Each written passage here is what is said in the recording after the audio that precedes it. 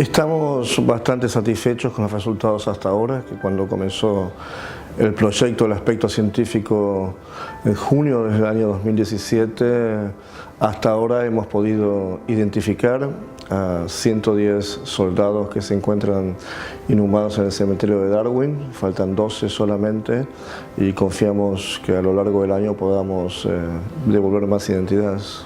Fue después que la expresidenta Cristina Fernández anunciara en abril de 2012 que le iba a solicitar ayuda al Comité Internacional de Cruz Roja para el proceso de identificación, que a los pocos meses fuimos convocados por el Ministerio de Justicia y Derechos Humanos de la Nación para conformar un equipo, ya que había que acercarse a los familiares de los soldados que su familia aún no sabían dónde podían estar enterrados en las islas.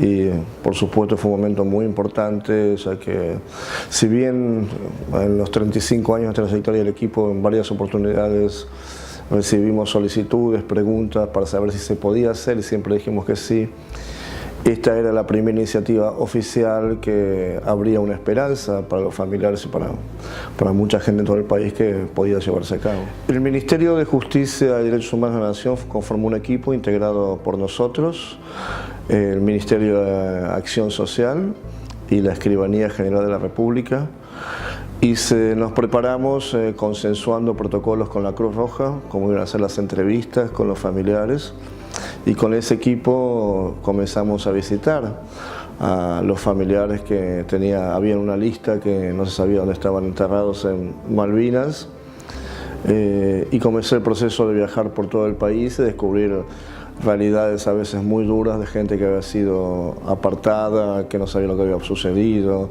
que les robaron pensiones, es decir, que habían sido muy maltratados y después de tantos años se les golpeaba la puerta para decirle que esta vez iba a ser diferente, que el Estado se acercaba. Entonces fueron realidades muy duras.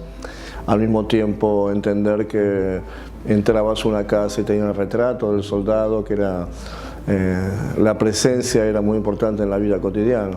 Pero así pudimos recuperar datos de 107 familias que aceptaron participar del proceso, otras dijeron que no por diferentes razones, hasta que pasó bastante tiempo y en el 2016 se firma en Ginebra lo que se llama el Proyecto Plan Humanitario, que es el acuerdo que acordaron Argentina e Inglaterra con la coordinación de la Cruz Roja para llevar adelante el trabajo en las islas.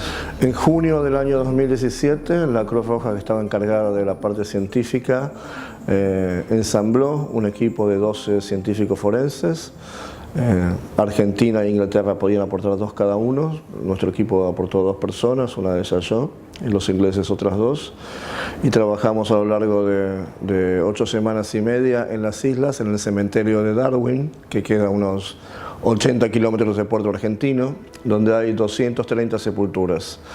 De esas 230, 121 tiene la leyenda una placa que decía soldado argentino solo conocido por Dios, y sobre esas 121 teníamos que trabajar para armar una morgue temporaria que nos permitiera hacer los análisis de los cuerpos, tomar muestras para análisis genéticos y volver a inhumar el cuerpo en su sepultura y dejarlo como estaba.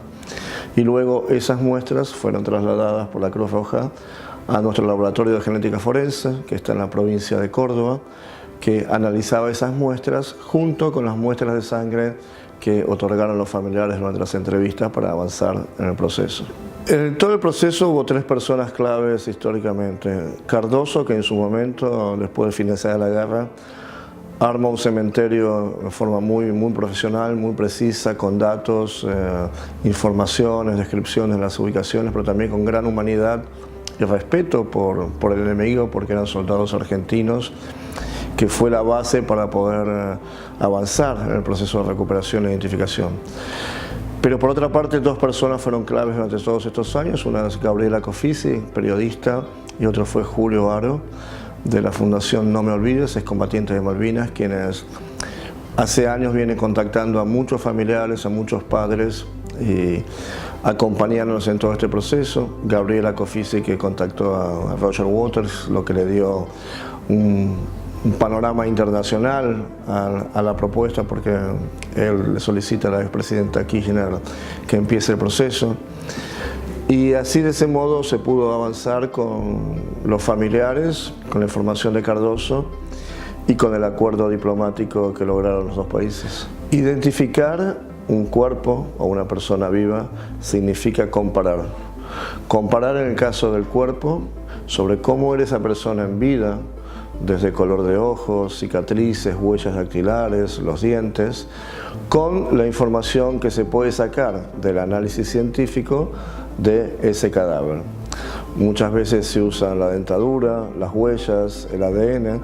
A medida que el cadáver se deteriora, hay menos elementos para utilizar.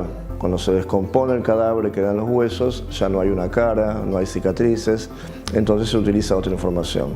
Es decir, se utilizan diferentes especialidades científicas, la medicina, la ontología, la antropología y la genética, para hacer el estudio. Cuando existen suficientes coincidencias importantes que nos dice que esa persona solo puede ser la persona que se trata de identificar, se habla de una identificación positiva, se hace un informe científico y con la autorización de un juez, un fiscal, y en este caso, como este era un mecanismo humanitario del plan, se le notifica a la familia cómo se hizo la identificación y usualmente la familia decide qué se hace con el cuerpo. En el caso de los soldados argentinos de Malvinas, la mayoría de las familias decidieron que el cuerpo permanezca en las islas. Como siempre, el contacto con los familiares, saber de sus angustias, incertidumbres y su lucha para saber lo que pasó con sus seres queridos, lo que es la perseverancia después de tantos años finalizada la guerra. Y sin duda haber viajado a Malvinas, un lugar que no había estado nunca, haberlo conocido. Yo soy de la generación de 1963, pude haber ido a Malvinas, no fui, pero hubo amigos que fueron. Y entender un poco más que la forma de trabajar el tema Malvinas es el diálogo. No es la violencia, no es la guerra, sino el diálogo con la gente que vive allá y entender también sus necesidades, sus deseos, que ellos entiendan los nuestros. Y creo que la educación cumple un papel fundamental y no aislarse en nacionalismos falsos o en posiciones violentas, porque no conducen a nada. Lo que han conducido ha sido a la muerte de 659 argentinos y un número importante de soldados ingleses y al dolor de muchísimas familias. Por eso el diálogo, conocer la historia, conocer qué ha pasado, por qué nos ha pasado, es el camino para que alguna vez podamos estar en Malvinas.